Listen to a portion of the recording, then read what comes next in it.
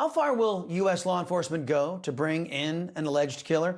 Murder in a Costco parking lot near Seattle put that question to the test, triggering an international manhunt that ended in Kenya. Crime correspondent Jason Mattera has the story and the lengths the FBI went to in order to arrest the suspect accused of shooting an elderly woman who had just wrapped up her grocery shopping.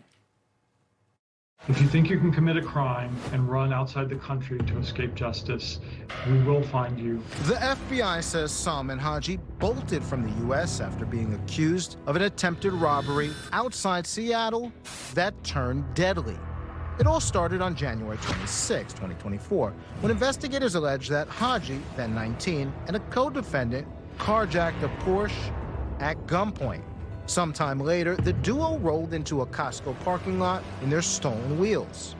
That's where authorities say their crime spree went lethal. At that point, they approached two individuals that were in another vehicle, attempted to rob them. During the course of that robbery, there was a struggle, and the passenger was shot and ultimately died. Police eventually arrested Haji's accomplice, but Haji himself got away, fleeing overseas after allegedly gunning down a 67-year-old woman who had just finished loading groceries in the car. Tukwila Police Department began investigating this as a murder, and during the course of that investigation, subsequently, Mr. Haji actually fled the country into Africa. Haji had posted up in Kenya, but following a year-long international manhunt, the FBI arrested him in July to answer for his alleged crimes. How does the FBI actually reach across borders to find a fugitive and bring him back to U.S. soil?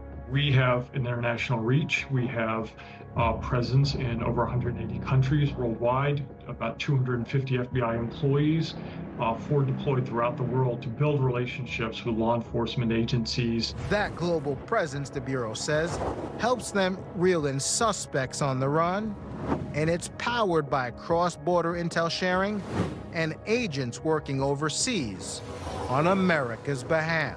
For anybody who has engaged in criminal activity, is a violent criminal, but thinks that they can evade justice by leaving the country, the FBI has a long memory, and we have a long reach. Salman Haji now faces a stack of charges that include murder, robbery, and attempted robbery. His trial is set for January of next year, and he has pleaded not guilty. But Chris, hats off to the FBI for tracking him down in Kenya, of all places, and dragging him back here to the States to answer for this awful crime he's accused of doing.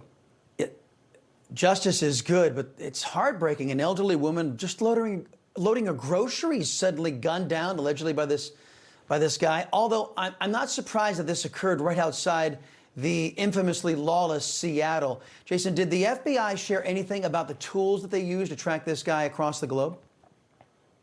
Yeah, it's a great question, and we asked it, but they wouldn't get into any of the specifics. They don't want to tip their hand.